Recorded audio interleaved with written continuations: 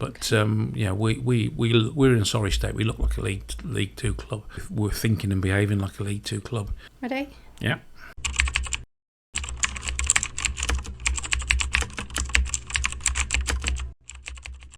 Dave Boddy, former CEO of Coventry City Football Club, thank you so much for joining us. We really appreciate it. And thank you for having me. I'm excited to be here. How's life been treating you? Yeah, it's been fantastic. When I left, I said that I needed time out to recharge my batteries. That's exactly what I've done. I've spent, obviously been during the summer months, I'm a big cricket fan. Spent a lot of time watching live cricket, and some people know I've got a boat, so I've spent quite a bit of time on my boat, and just been chilling, which has been exactly what I needed. I think when you're in the thick of it, as I was for such a long time, you don't realise until you come out of it just how much it takes out of you. Yeah. It's taken me probably 6 months just to get back to somewhere near normal. So it's been a nice break. Being the CEO of a football club encompasses every part of the club. What would you say took up the majority of your time? Football probably took up sort of 30-40% of the time, but then the business side of it has to be addressed, and again, you never know what's going to be thrown at you. You'll have your daily and weekly patterns, things like preparing for season tickets, and obviously building for the season in the summer. What your patterns are, but you get curveballs thrown at you all the time. It's just all consuming. You can get a phone call at 11 o'clock at night and you have to deal with it. You can't just say, I'll leave it till tomorrow. Yeah. Somebody wants something and they want an answer or a decision there and then. And likewise, it can start ringing again at 7 o'clock in the morning. You have to be in a position to be contactable all the time. And when I was at Newport County, we had a situation where some players got into some bother in the middle of the night, and the phone rings in the middle of the night then. Unfortunately, the bother was unfounded. There wasn't a problem, but you still had to deal with it. Yeah, absolutely. So it doesn't go away if you do it properly. I'm sure some people turn their phones off, but that's not doing it properly. That's not. No. You did both home and away games, which is quite unique for a CEO because not all go to all of the away fixtures. Do you? So did that really control your life whilst you throughout the football season? Well, clearly it makes it a 6-day week. Every week if you do that, and particularly the away games. When you go into Middlesbrough and places like that, Plymouth, whatever, it takes the whole of your Saturday and more. But I just feel and felt that it's so important when you're buying into something. Ultimately Mark made the football decisions, but obviously in association with myself. So I think if you're not at the games, you don't know what's going on, and I've always been that way in any role that I've undertaken. So I think I missed 3 games in 7 seasons at Cov. That's incredible. Not friendlies, I've missed a few friendlies, but 3 competitive games in 7 seasons up until the point of the playoffs. Amazing. But I think it's important because you have to know what's going on, and I talk about live and breathing it, and that's what you do. That 7th day, by the way, the Sunday, the phone rings on a Sunday as well, so it wasn't a 6-day week. No, it's 24/7. It is, yeah. And when you would travel to away games, did you travel with the team? How did you travel? No, the team travel on their own. The players and the management staff always travel on the coach on their own. That's the way in professional football. Club officials don't travel on the team other than the support team. So always travel in cars. Sometimes when they were at having a pre-match meal or midweek game when they'd gone for a sort of day let, I'd go and join them for lunch or something like that. On an afternoon when they were playing an evening game, things like that. But generally, I just let them get on with what they had to get on with. I also think on match days they don't want you fussing around. They're focused and there to do a job of work. So they don't want any distractions. They're in the zone. Yeah, absolutely. Obviously, my relationship with Mark Robbins was really close, and we spoke on a daily basis, if not in person and on the phone. But on a match day, I would never ever talk to him either before a game or after a game. If I spoke to Mark on a match day, something was wrong. There was a problem because he didn't need me. He knows what he's got to do, and you just leave them to be in that zone. Yeah. The catch up was the day afterwards. Yeah. I also think it's important not to speak after a game. Emotions are highly charged. You need to have a day or two to take it all in before you start having debriefs, etc. Have you got a favourite away ground? I've got a favourite game, which was well documented. I loved the playoff semi-final victory at Notts County. Okay. That was just, still remains up there as my favourite game. So I suppose that would mean it'd probably be one of my favourite grounds I've visited, but for that reason only. I think we've had lucky grounds, and I know apart from this season, obviously we've already lost this season at Stoke. You know, we've done really well at Stoke. I think we've won 3 times at Stoke prior to this season, so that's always good. I like going to Bristol City, which is that's a fabulous stadium. They do it really, really well. They're really welcoming as well, aren't they? It's nice. They look after you really well. Yeah. Wycombe Wanderers, we've got a phenomenal record against Wycombe Wanderers. Yeah. I don't know what it is, but I think we've lost once in about 20 games against Wycombe Wanderers, and won most of those. And during my period of time, we had a lot of success and luck at Lokes Park. And I can remember one Tuesday night being the coldest I've ever been at football. It was absolutely freezing. But again, we won, so it didn't matter. Brilliant. For different reasons, really. Different reasons, but mostly the football and the look of the stadium. What was the club like when you took it over? What mess did you inherit? It was a mess, certainly. We were just heading for League Two when I joined the club, so I came in February 2017 as commercial director. But it was very apparent very quickly that we were going to get relegated from League One, and we did. Mark came in just after me. Mark Venus, who appointed me, left the club shortly after he appointed me, and he was sort of doing a similar role to the CEO role. The club obviously wanted a CEO, and being in situ and having been the CEO at Newport County before, I felt I was in a good position to take that on. But we're in a sorry state. We look like a League Two club. We were thinking and behaving like a League Two club. We were scrimping and saving wherever we could. There were redundancies flying around. It wasn't a great place to be. I would say we were probably at rock bottom then. So there's only one way to go, really. Well, there's 2 ways. We could have failed and gone all the way into the National League, or gone completely. Yeah. And was it close to that? Not. It wasn't really. But had we had a disastrous season in League Two, it could have gone in that direction. I think Mark was tasked with getting the club back up at the first attempt. That was the only sort of goal, and we just about achieved that by. We finished, I think, 6th and made the playoffs, and obviously won at Wembley. Yeah. That started to turn it around, and the return journey was on then. But the League Two season, when you look back at it and think about it, it wasn't an easy season. We only just got into the playoffs. I think we qualified on the last day. I think we needed a point from the last game against Morecambe, and we got that. It wasn't easy. No, it wasn't. No, so. But it was part of the journey. But we thought like a League Two club. We behaved like a League Two club then. How did you overcome that?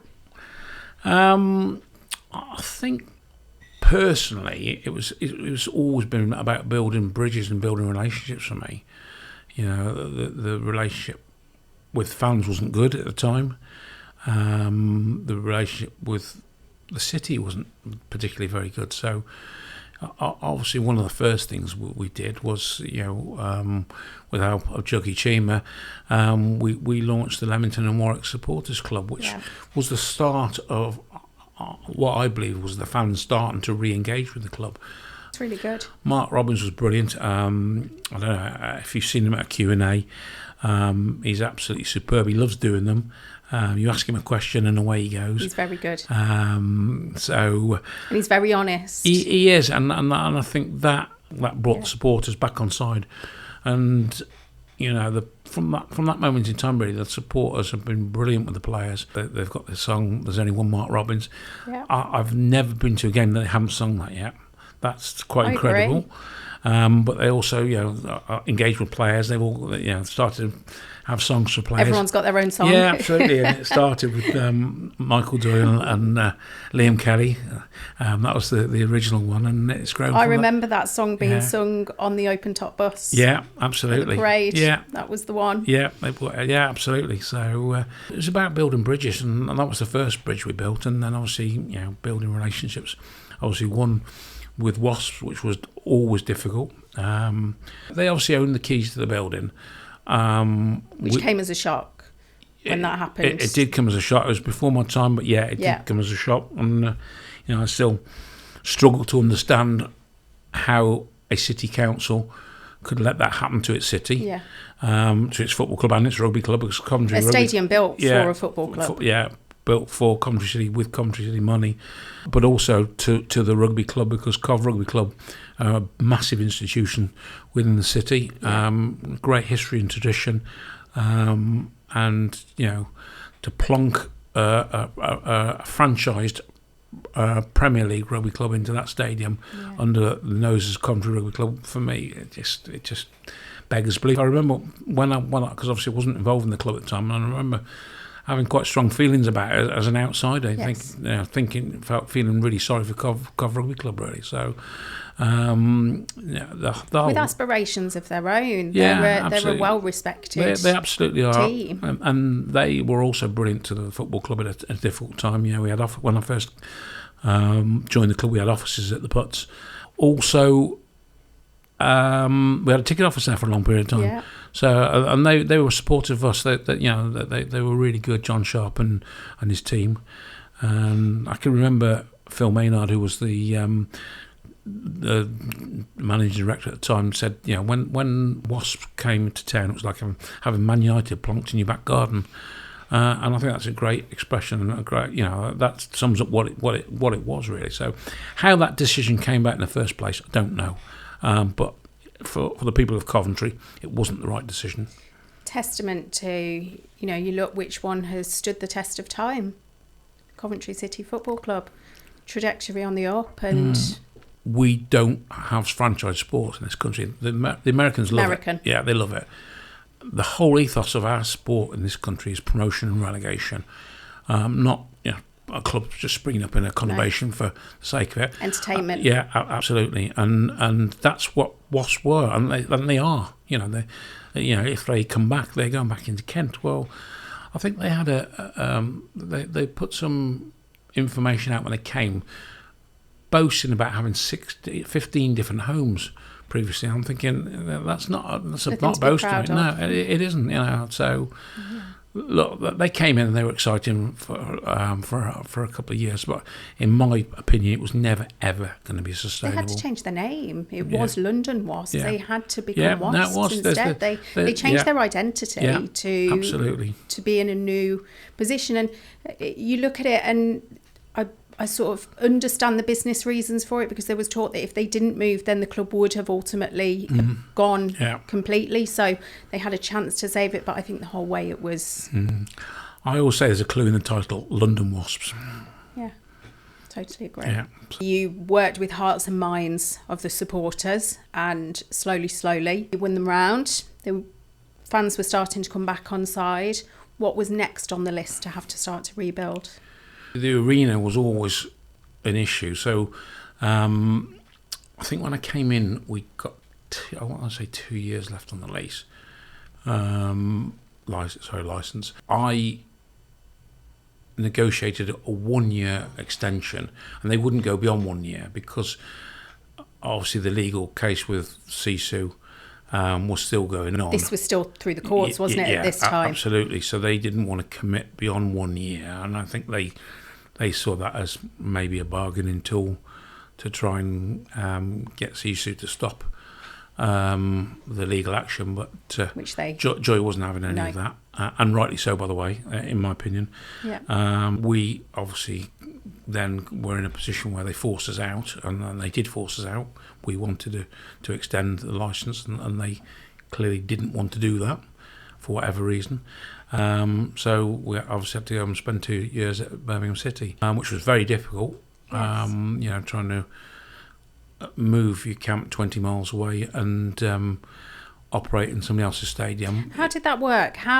So at what point did it get to where this license is definitely not going to, at what point do you think, okay, we need to find somewhere else? We always had to have something behind us up our sleeve, because we didn't have many cards in our hands. They owned the keys. They could do ultimately whatever they wanted to do. I said to the staff the minute we obviously signed the new deal, we'll get the champagne open. Yeah. And there was I can vividly remember it was a Friday afternoon. I got this phone call from Stuart Kane, and I was expecting him to say that come on over, sign, and there was champagne's ready. Yeah, champagne's ready. It's been on ice for like 2 years, and he said, "No, there's a problem. There's another problem." And I think at that point, I thought, this ain't going to happen. Yeah.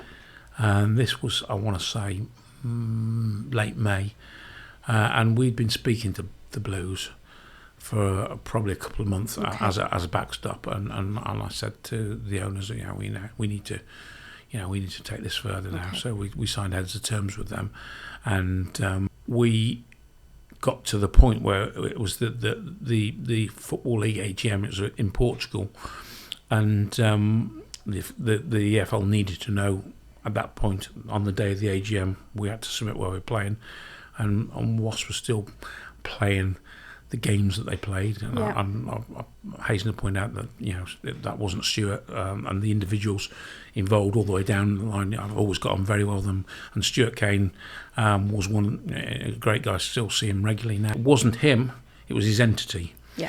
And it actually got to the Friday of the AGM, the EFL AGM in Portugal. They were still playing the games, so I spoke to Tim Fisher and Joy. I said, Joy, I'm going to sign the lease today in Portugal to play with Blues and submit it, and we did that. I can remember doing it outside the AGM. The Birmingham City people were there. We signed the papers, gave it to them, and I rang Stuart Kane about half an hour later and said, "This is what's happened, Stuart." So, how did that conversation feel? Oh, it was sad. Definitely sad. He was sad as well, because he wanted us there. Yeah. But his hands were tied. Yeah, absolutely were. Yeah. So that was a difficult day, and Birmingham, being at Blues, I loved the 2 years we played there. We did really well there. We won the League One there. It was a good stadium for us. Yeah, it was, and obviously we had a good season. The first season we had a great season, and supporters, we're averaging about 5,000-6,000 over there, which is phenomenal. Really, asking people to go from Coventry. Some supporters obviously boycotted it, and I understand that. I no problem with that. The reasons and that they did whatever they had to do as supporters. I understand that, but as the season went on, the crowds got bigger and bigger. The atmosphere got better and better at St Andrews. And I think the last game we played before COVID, we had over 10,000 for the Sunderland game, and that's the way it was growing. We had COVID not struck, we would have won the league, in my opinion, comfortably, and I think we'd have been getting 10,000 every game. We had some big games to come, and obviously COVID was bitter for a lot of people. I think it robbed us of having a presentation on the pitch. For the last game, I think we're playing Burton. I think we were due to play Burton Albion at home last game, and I think had we been receiving the trophy that day, I think we'd have had 20,000 people there to watch it. Denied us of a parade, as we did, as you just touched on, with regard to the League Two celebration. There was and that unauthorised gathering in the city centre, wasn't there? There was. I mean, we made the best of it. With the party that we had. At the top of the Ramada. That was the best we could do under the circumstances. It's brilliant. Obviously an online party with the fireworks at the end was great. Yeah. But just going back a stage, you mentioned about the parade when we won the playoff at Wembley in League Two. I think that day will live with me as one of the greatest memories of my life. It was just phenomenal. Did it completely exceed your expectations in terms of numbers out on the street. Everything about it. When I look back at it, at the time I thought there must have been 50,000 people on the streets. I think there was 100,000 people on the streets. I agree. Every turn, every road we went down, and we milked it, didn't we? You know, Yeah. we were out for a couple of hours before we got to the city centre. They were hanging from trees and out bedroom windows, and it was just incredible. Amazing. And then when we got into the city centre, I was just blown away by that. Just blown away. I mean, the atmosphere was, and a lot of people that are watching this now will have been out on the streets. They will have been in Broadgate. They will have felt it. For those people that weren't, you can't describe that atmosphere unless you were there. I've got some videos I took off the top of the bus, and I still occasionally look back at them now. Yeah. Talking about the Michael Doyle and Kelly song, I can remember them singing it. Yeah. In the city centre. And they were sort of 10 deep against the barriers. It's incredible. It was incredible. It was, and to be honest, actually, the privilege of being on that bus was amazing. Yeah, it was. And I think then, you always knew. I've grown up in football all my life, and Coventry City, when I was growing up, was obviously a First Division, a Premier League club. So you always knew how big it was as a club. I never knew quite how big it was until probably the first couple of Wembleys. The Checkatrade Trophy, final, which was probably 6 weeks into my career at the club. You could tell what it meant to the people then. Yeah. I think we had a record number of I can't remember I think it was something like 46,000. It was definitely, it was in the 40s, I remember. Which was a record because we had a lot of the Oxford allocation. We did. And then we went back to the League Two playoff, and again that and the parade in the city when say 100,000 people showed you what was possible, and I think we're seeing that again now. And it's what it means to the city as well. That's what football and the football club means to the people. Correct. It brings everybody together. You touched on earlier seeing 4 generations in the stadium. Mm-hmm. It brings everybody together from all ages and all walks of life, and this is what I don't understand about the council's stance throughout. And prior to Sisu, not just Sisu, this is an age-old thing with the city. Prior to Sisu, when the stadium was being built, there were issues. Yeah. Council dominated. So I don't understand why people don't recognise how important football is to its so city. Important. Not just here, but everywhere. Countrywide. When I was in Newport County, there was a government survey done, and they said that the criteria for a successful city, there was a 10-point criteria of what was needed for a successful city. And a successful football club was third on the list of 10 for a city. There wasn't another sport on the list. It's football. I don't know what I'd imagine a university would have been one or two. I don't know what the rest of the list was, but that was the government. That's how important it is. That's how important it is. Yeah. And you get that, the mood. Well, I go back to when I was at Newport. Newport's a very deprived city, but it was a very poor city. We won the National League playoff and got back into the Football League after 25 years absence when I was there. And we had an open top bus parade then, and you could feel for probably 6 months after we'd won at Wembley how it lifted the place. Yeah. And that's the importance of football to its community. No matter what's going on in somebody's life at the time, football is not a distraction necessarily, but it takes the mindset out of everything else, even if it's just for that 90 minutes or 2.5 hours, because you've got the journey there and the journey home, and you're chatting about it on the way and you're debriefing it on the way home. For that small amount of time, if you've got the weight of the world on your shoulders, for that amount of time it disappears. It does, and it's therapy for a lot of people. I can remember being at Brighton one Monday morning after we'd won a game. I can't even remember what era it was. I think it was probably around the time I was talking about the going back to the arena, the Forest game. We'd won a game, and there was such an almighty buzz at Brighton on the Monday morning amongst the staff, players, everybody. You could feel it. But I'm thinking, if we've got that buzz at our workplace, can you imagine all the other workplaces in Coventry on the Monday morning? Exactly right. So it's amazing. Yeah. The bottle of champagne ever get opened? It did. I can't remember why we opened it, but it did. Yeah. It probably was when it was probably when we actually signed the lease to come back back from Birmingham. 21. Yeah, it probably was. Yeah. At least it got to use. Yeah. So in fact, I'm pretty sure it was. To be fair, yeah. So it was vintage by that time. What was your relationship like with Birmingham City whilst you were playing there, in terms of the management team down to the ops team on the day? What were they like as a stadium? Brilliant, absolutely superb. I've gone on record previously as saying that can't say enough good things about them. That's good. I think without them, we might have folded up as a football club because there weren't many other options beyond Birmingham City. No. And a part of me wonders whether that's what other people in the city might have wanted. Yeah. Don't know. That's for other people to judge. But I've always got that thought in the back of my mind. But we didn't. We carried on. We fought. They were brilliant. They were superb. You know, the groundsman was superb. He couldn't do enough. You know, he forged a relationship with Mark Robbins, and they spoke about how they wanted the pitch. Brilliant. The hospitality team. Everybody fantastic. I can't say enough good things about Birmingham City. Yeah, it was a brilliant time. They did brilliantly for us, and I think because of it, whilst we're still rivals on the pitch, there's always it's a nice local derby. It's there's a respect from both sets of supporters, I think. I agree. I hope they come back up next season. So do I. Because I really liked having an away fixture just half an hour down the road as well. Yeah. So I'm going to miss that this season. Yeah, absolutely. It's Blues Coventry City, either at St Andrews or at the Arena, is a great fixture. I agree. And fantastic. I hope they come back as well.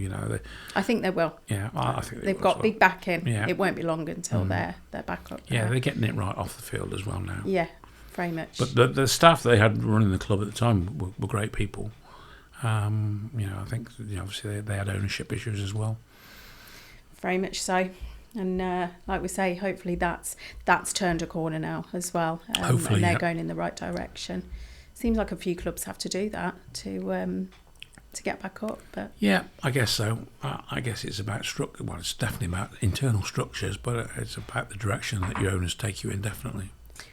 What was the relationship like with the Arena? Obviously, being away for a couple of years and then returning. How was that relationship? I would say it was probably the best that it had been in my 7 years at the football club. Okay.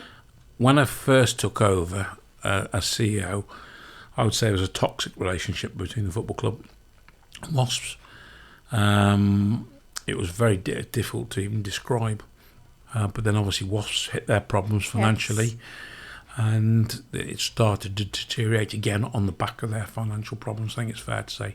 Again, I'm not going to blame any individuals, because the individuals, certainly Stephen and Stuart were always first class to me in the I guess at that time they had the weight of the world on their they shoulders. Did, yeah. Stephen Vaughan had a very difficult job. Yeah. Very difficult job. I felt sorry for him, to be honest. And particularly then when we had the issues with the pitch, which he couldn't do anything about it. It got a little bit tense because they were on the verge of bankruptcy, and they got a pitch which wasn't fit for purpose. Yeah.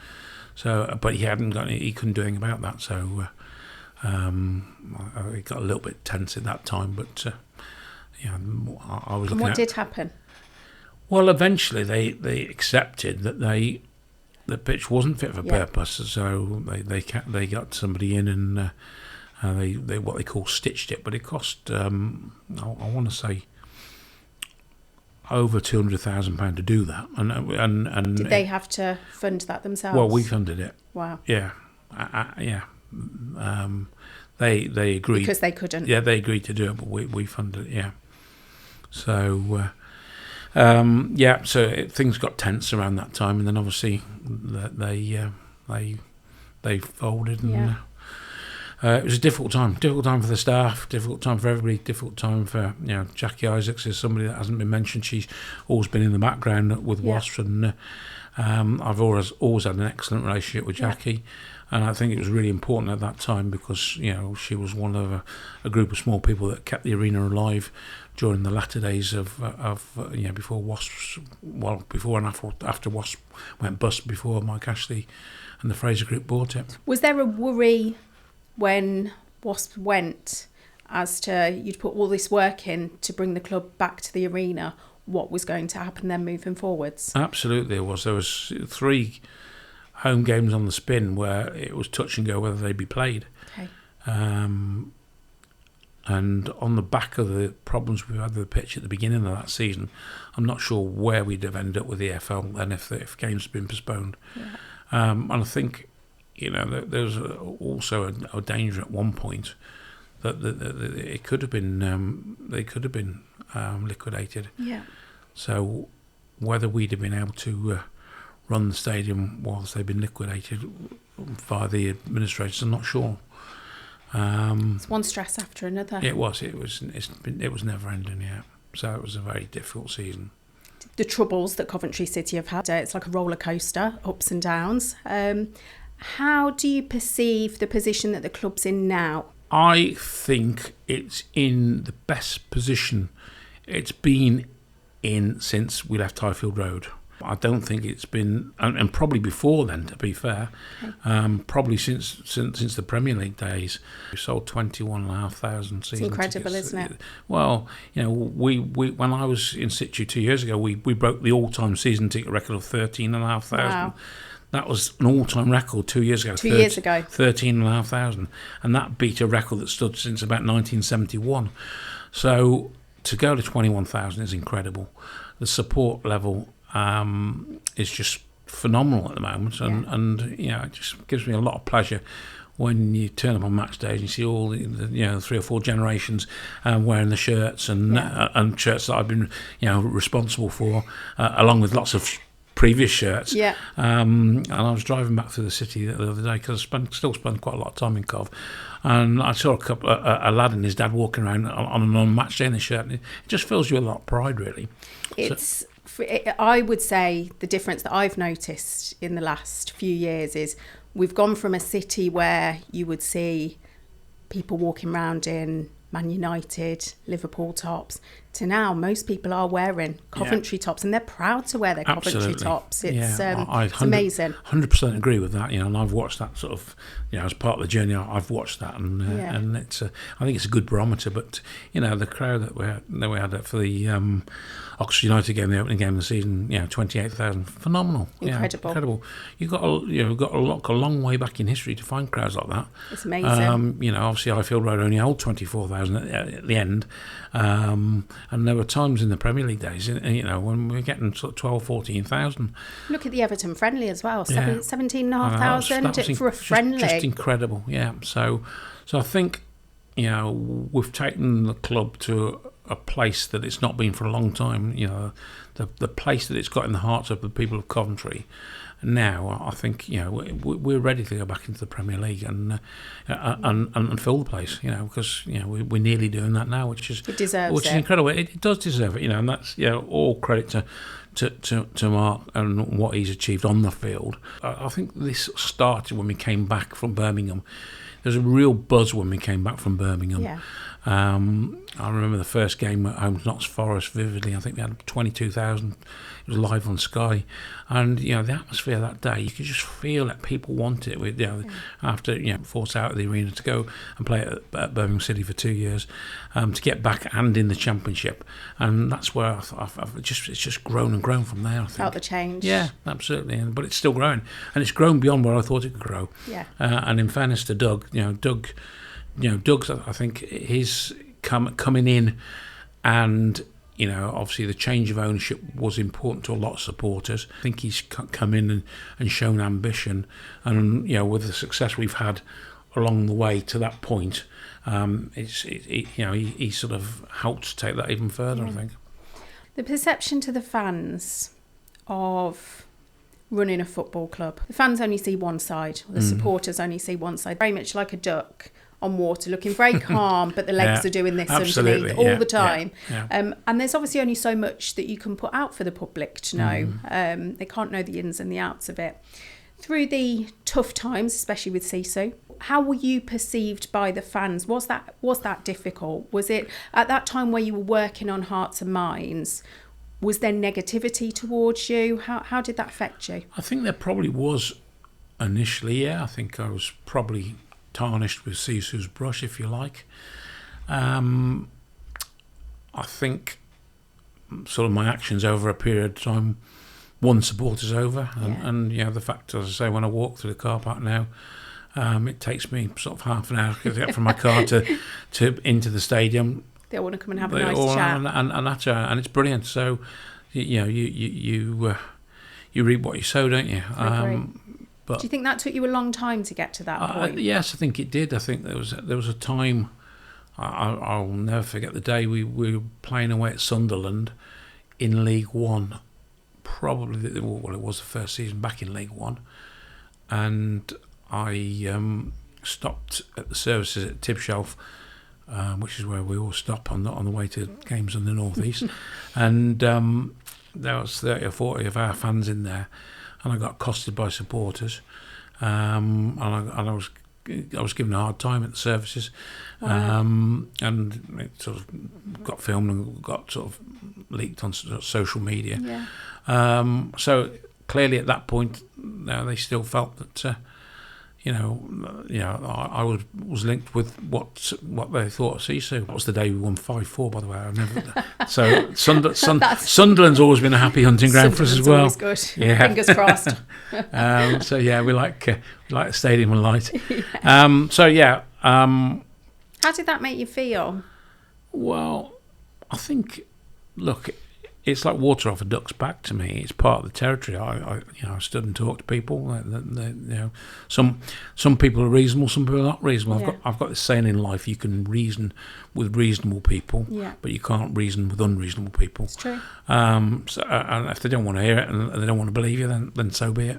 But I think, and in fairness, there was a lady that was part of that crew that day that accosted me, and she got a right to her opinion. She travelled. She lived on the south coast, and she was supporting the club at Sunderland from the south coast. So huge journey. Yeah, she had the right. But she came up to me a few years later, and she didn't apologise. We did. She talked about that day and where we come and whatever. Wow. And so people's actions speak louder than words, don't they? It's very true, and I think it's really important to recognise that people are humans as well. So it is, it's you've got a job to do, and you were the forward-facing person for Sisu. There were times when we tried to distance ourselves from Sisu because of Sisu's reputation. Yeah. We believed and felt that Sisu could never.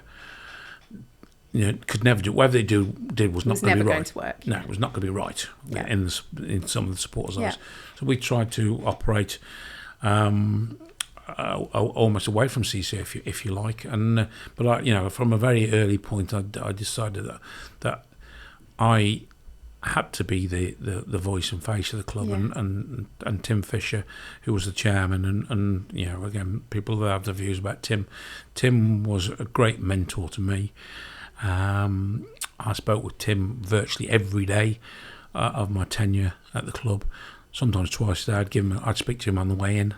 We'd have probably half an hour, 20 minutes on the sort of 8 o'clock in the morning, and then on the way home. Yeah. Almost every day of my time at the club. So that was his involvement. He was my sort of mentor, if you like, somebody that my sounding board. But obviously. Some of the comments and statements that he'd made previously meant that in some supporters' eyes that he wasn't for them. He was never going to be accepted. So we tried to take Tim out of that firing line and put me into it, and I think to a great extent it worked. But I think you talk about communications, and I'm pleased with what we achieved. We were always as honest as we could be, I agree. And we put out as much information as we could. Communicating with the fans was always something that you were really passionate about. Yeah, absolutely, yeah. And I think we did it well to a great extent. And, I think at that point, Mark Hornby deserves a mention because he was always at the front and centre of that policy. With a in footballing terms, a very small team to be able to manage comms. Yeah. I think he's done amazingly. Yeah, no, he has, and he did amazingly during my time and continued to do that, really. So he put a post out the other day, and it's his 16th season. Yeah, I saw that. Did you see it? Yeah. So it's gone through. He's definitely been on the roller coaster as well. Well, a lot of the staff have. You look at the staff that work there. Yeah. I did 7 years, but you'd say he's done 16. Tynan Scope, who's head of commercials, done 20. There's people in his team that done longer. Suzette Johnson's done longer than that. So they're a very that committed shows team, what aren't they? the football club means to them. Yeah. But also, obviously during the bumpy ride, it shows what the club must have been a good employer as well. For them to want to spend that amount of their working life at the club means that we must have been doing something right. Their resilience of character as well, because they will have, they are forward-facing people within the club as well. You walk into the ticket shop, for example, and the ticket ladies are all known, and they've been there for years as well. And you say people like Suzette and Tynan, their faces are known to people. Yeah. So, they will have been the target of some of the not so nice comments that have happened in the past. I've seen it, they've stayed. Yeah, they have. So that shows what the football club means to them. Absolutely. And vice versa, yeah. I think, you talk about what I achieved. I tried to make it a family friendly environment, but not only for supporters, but within the club. We were a small but really happy team. I think the fact that we were all at Brighton helped. When I came in and we were at Butts Park and various different places around the city, I just felt, and in League Two, that we all had to be in the same building. One, for cost, but two, because it's so much easier to communicate and get things done in the same building. So, all the non-football staff were in at Brighton at the time, and that really helped. I think that helped the camaraderie and spirit within the club, and I think that spirit has gone a long way to us achieving what we've achieved on the field. I agree. The players were, players and staff alike were all in the same building. Like one big family. It was, and we had a great spirit, a great team spirit throughout the club, which has helped the journey, in my opinion. Obviously, now that the non-footballing staff have moved back to the arena, which obviously as you expand and grow, then they have to do that because they'd outgrown, right? Yeah, but I think that is probably, I understand why, but it's probably to the detriment of what we had and achieved. Yeah. So I've worked at stadiums up and down the country, and they have huge teams that are running these football clubs. Do you feel Coventry needs to expand? Could really do with expanding? They need more support.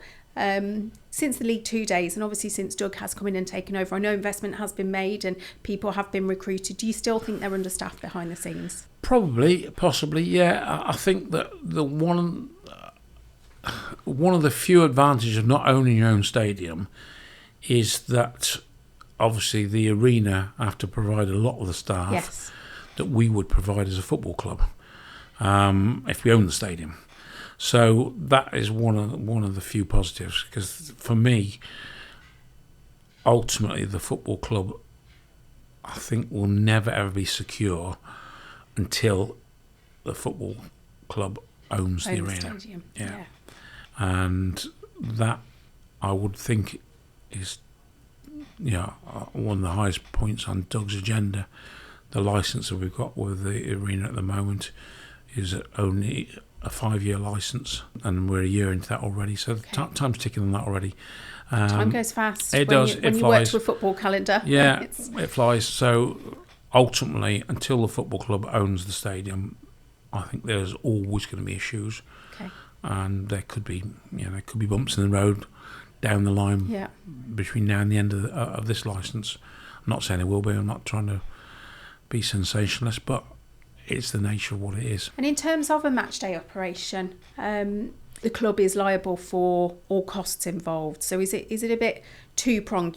You have to do what the arena want, but you also have to bear the cost. Do you have any say in that? How does that work? And yes, we do bear all the costs.